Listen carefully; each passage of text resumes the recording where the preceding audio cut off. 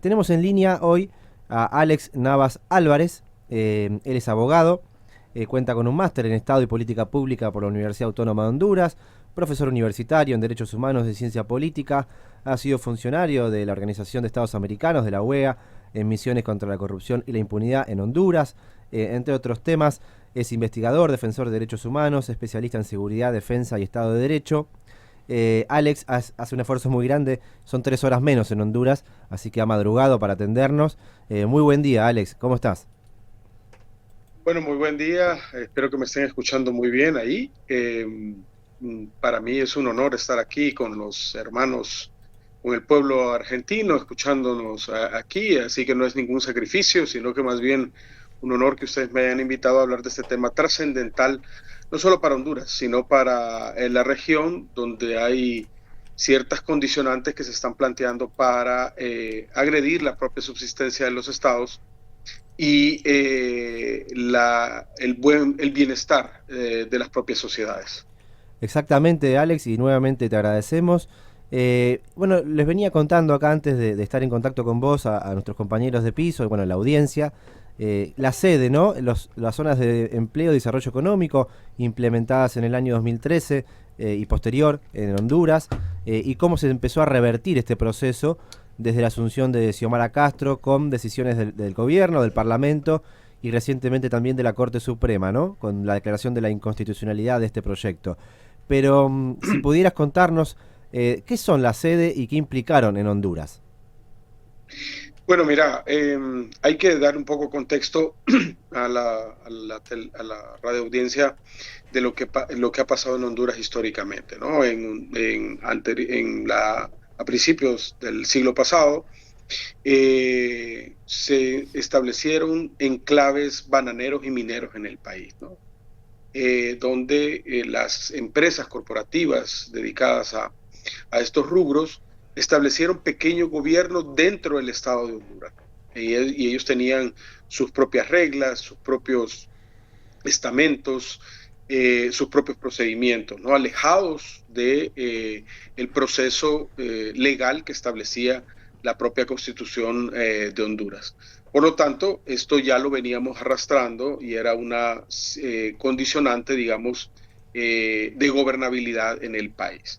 En el año 2011 se propusieron también, después del golpe de Estado, eso hay que dejarlo claro, que después del golpe de Estado se abrieron los candados que ponían, digamos, al capital y a ciertos sectores de élite del país para que pudieran establecer estas ciudades modelo, ciudades charter.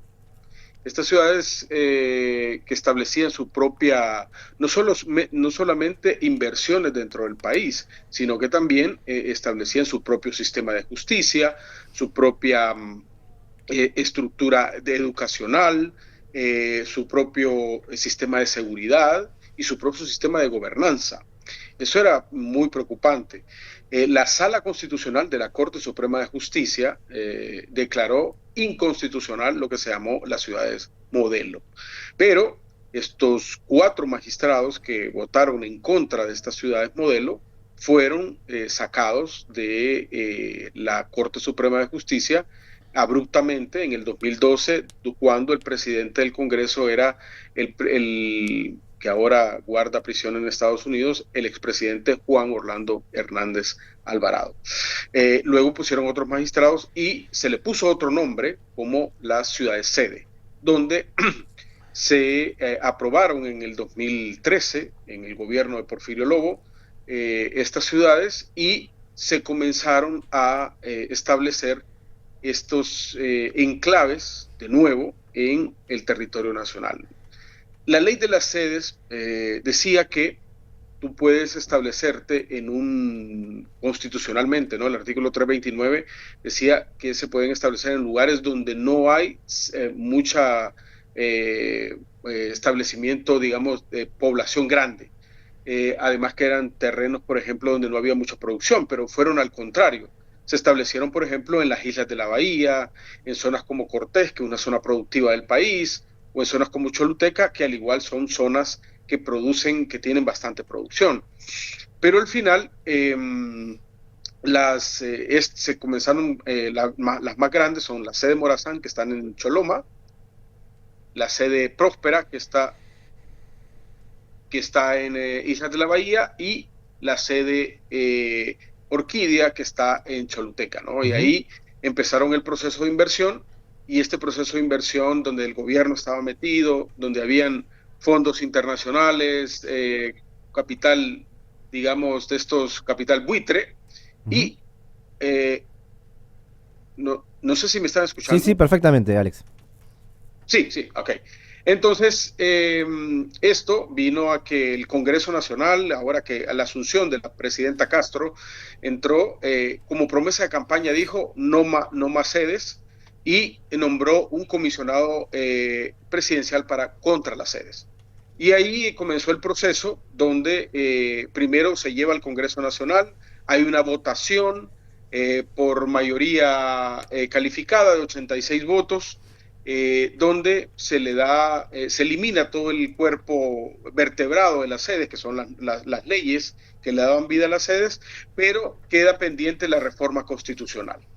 En una maniobra de la oposición política no se da esta reforma, ¿verdad? Esta ratificación de la reforma a nivel constitucional, y llega un recurso de amparo ante la Corte Suprema de Justicia por la Universidad Nacional Autónoma de Honduras, que presenta esto, ya que esta universidad, donde gracias a esta casa de estudio, pues, que es la que tiene rango constitucional, tiene el régimen de educación superior en el país. O sea, son los coordinadores y los supervisores de la educación superior. Y por lo tanto, vieron violentado el derecho a la universidad al crear un estamento paralelo en las sedes a nivel de educación superior.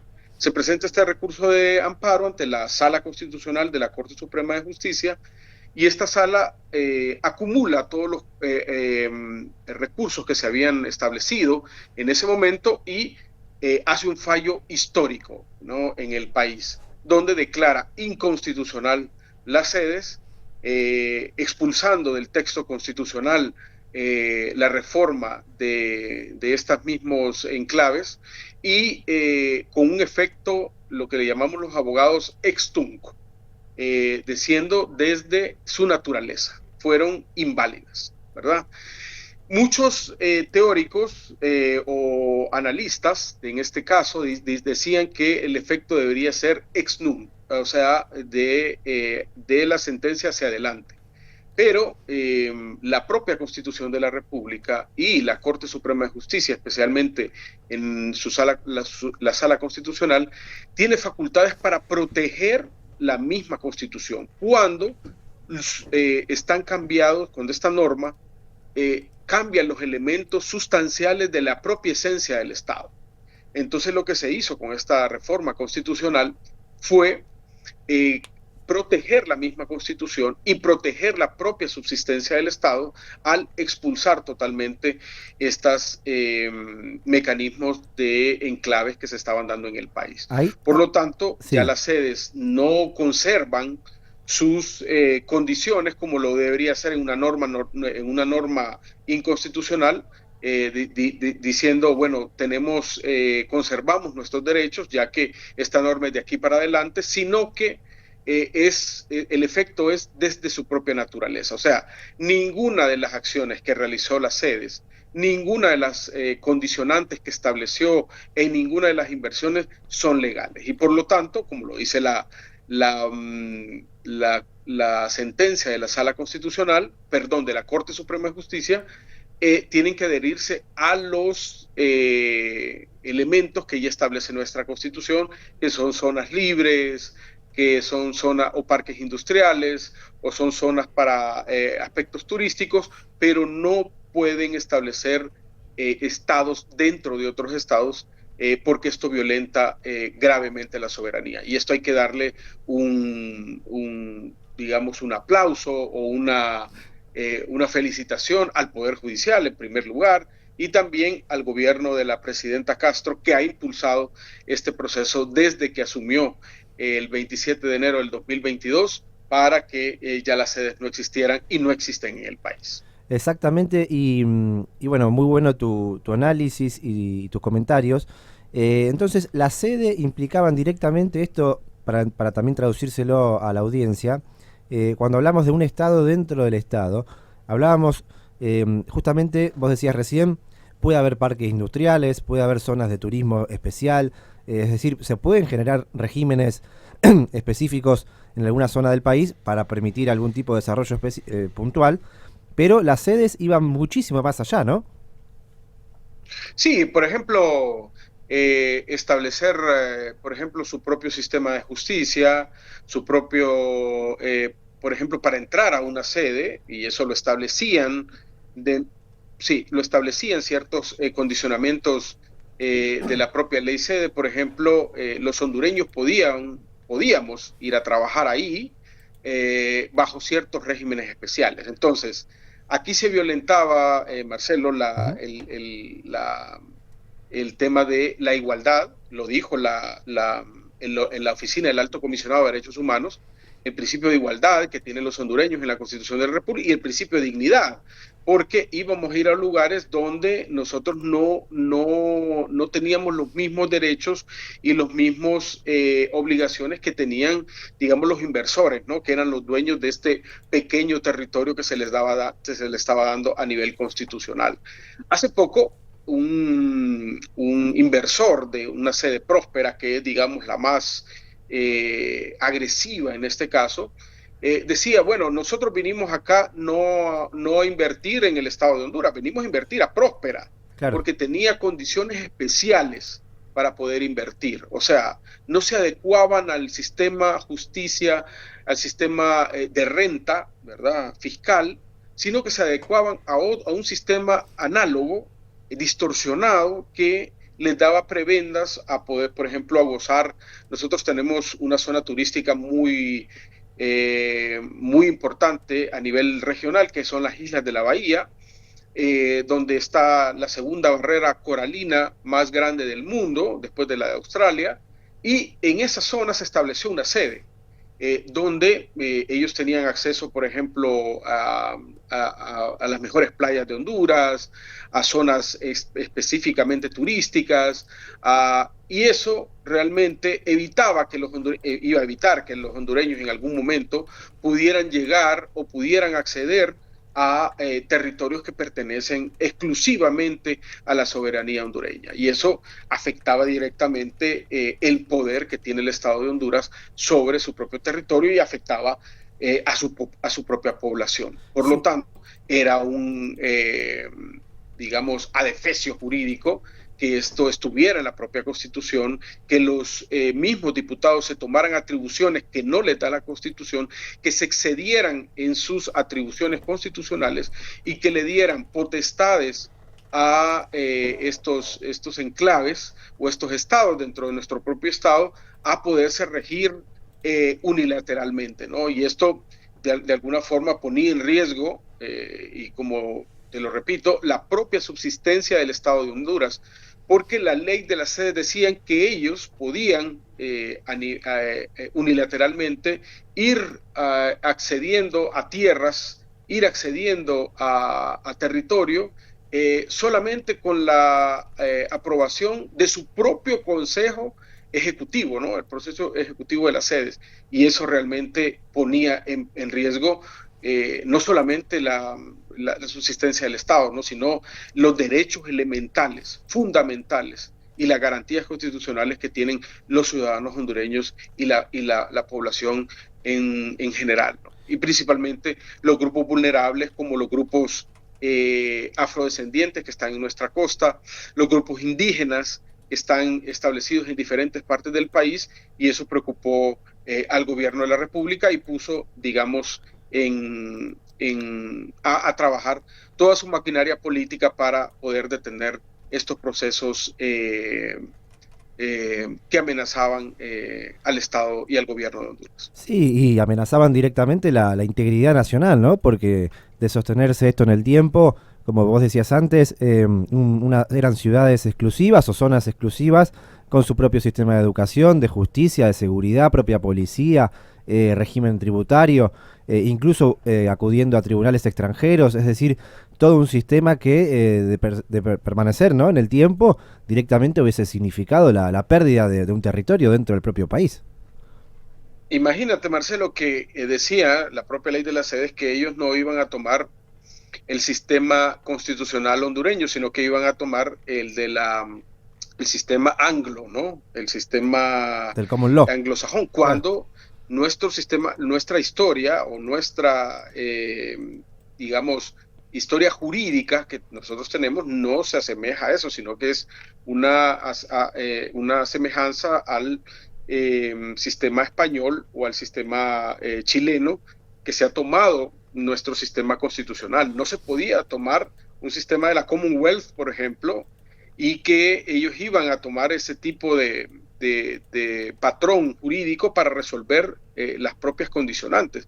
Y otra cosa muy importante, mira, por ejemplo, con esos sistemas jurídicos hay mucha gente en el país, por ejemplo, que ha estado vinculada a temas de corrupción de alto impacto, a temas de criminalidad organizada, y se pensó en algún momento que muchos de estos formaban parte de los comités, se llamaba CAMP, Comité de Buenas Prácticas, y uno de ellos, por ejemplo, que era el secretario privado del expresidente Hernández y que fue ministro de la presidencia, era presidente de este camp, ¿no? Ahora él está huyendo en Nicaragua, él está ya exiliado, no exiliado, sino que se fue huyendo allá, y él era parte de este camp, ¿no? O sea que podía irse, digamos, a una sede, aunque ellos lo niegan, pero prácticamente esto podía haber pasado, irse a una sede y decir, bueno, el gobierno de Honduras realmente no me puede tocar aquí en esta sede porque tiene su propio sistema de justicia,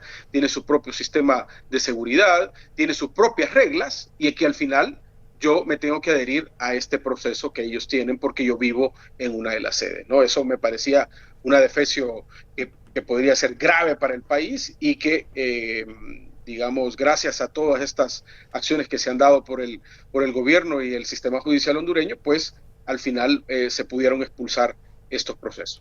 Y esta recuperación de soberanía que está desarrollándose, ¿no?, en estos mismos momentos en Honduras, también va en paralelo, Alex, y te pregunto por este tema, de la renuncia de Honduras al arbitraje del CIADI, este centro de arbitraje internacional que depende del Banco Mundial y que, bueno, tantas controversias en estas últimas décadas ha traído en toda América Latina porque permanentemente es el órgano de arbitraje que siempre falla a favor de las empresas transnacionales, independientemente del caso concreto, de si invierten, si no invierten, es decir, todo un proceso que siempre perjudica a los estados y a las soberanías en América Latina.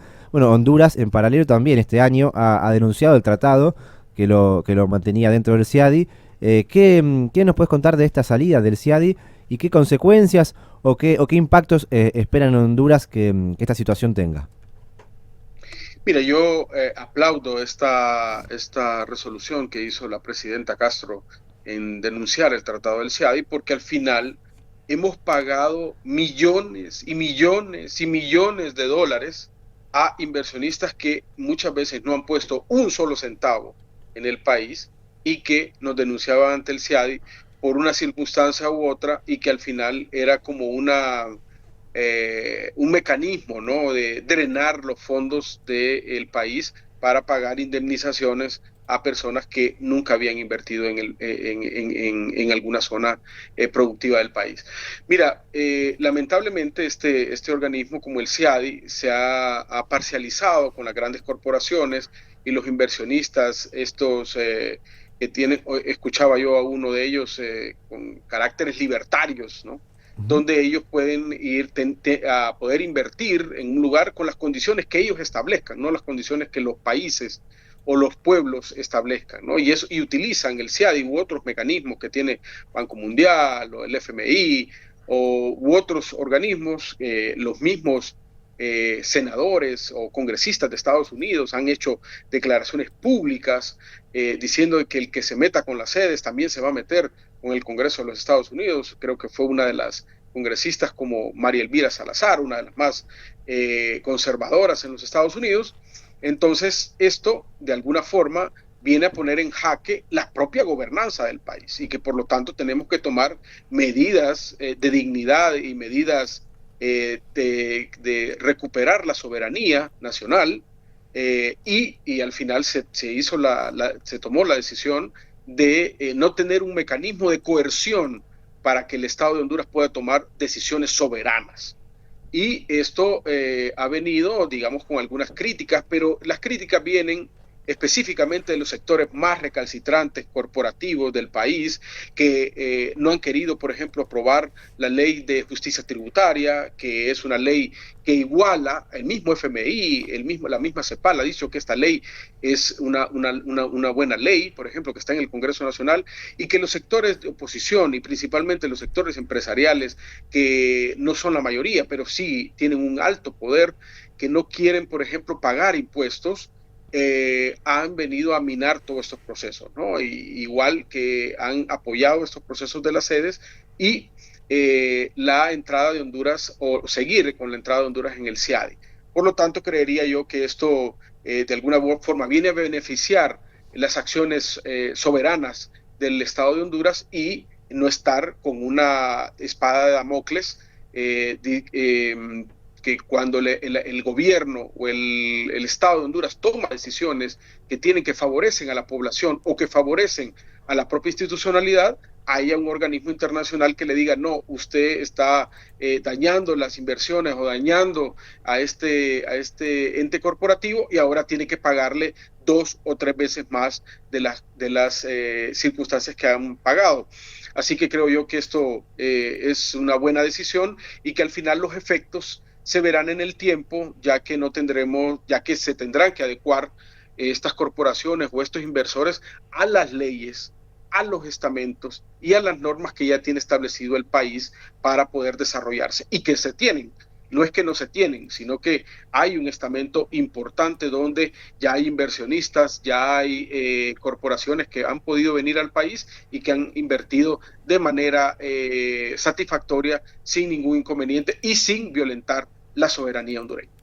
Muy claro, Alex, y la verdad te agradecemos muchísimo. Es un tema que nos interesa, la verdad, mucho porque no solamente ha sucedido en Honduras, quizás sí con este nivel, ¿no? de cesión de soberanía, como significaron la sede, pero sí la salida del CIADI puede ser un puntapié, ¿no? En América Latina para recuperar soberanía sobre cuestiones económicas, jurídicas, financieras en general, que hacen en definitiva al desarrollo y al bienestar de los pueblos que tanto lo necesitan y lo demandan. Alex, no sé si te quedó algo para decir. De nuestra parte te agradecemos muchísimo. Solamente agradecerlo, ¿no? Un abrazo al pueblo argentino, que somos pueblos hermanos de la América Latina y que América Latina tiene muchos desafíos, muchos retos por adelante y creo que debemos de estar unidos para enfrentarlos y recuperar nuestra propia dignidad y nuestros propios derechos que se lo debemos a nuestros ancestros y a las nuevas generaciones que vienen por delante. Muchas gracias por la invitación. Por favor, muchas gracias y que tengas buen día. Igualmente, gracias. Bien, con nosotros Marcelo Maisonave, ya hablando con Alex Navas Álvarez desde Honduras. Bueno, Marcelo, fin de ciclo. Fin de este primer ciclo. Queríamos cerrar con este tema de Honduras porque, como decíamos antes, no se había... Bueno, obviamente, imagínense que este tema no se va a comentar mucho en los medios. A lo sumo será tildado como una medida anti lo que fuera a esta altura, antiempresaria o anti lo que fuera. Pero tiene que ver con recuperar la soberanía, recuperar la dignidad nacional, recuperar los resortes del Estado, ¿no? Imagínense tener también en países... con escasez, ¿no? Y con un territorio acotado como puede ser Honduras, tener zonas cedidas completamente a poderes extranjeros sin capacidad de intervenir en nada directamente el Estado hondureño. Así que ese fue la prioridad, ¿no? De gobierno de Xiomara Castro, que lo ha hecho entonces con el Poder Ejecutivo, con el Legislativo y también con el Poder Judicial, ahora declarando la inconstitucionalidad de la sede. Así que bueno, también la salida del CIADI nos parecía interesante trabajarla. El año que viene vamos a continuar con estos temas porque seguramente cuando en Argentina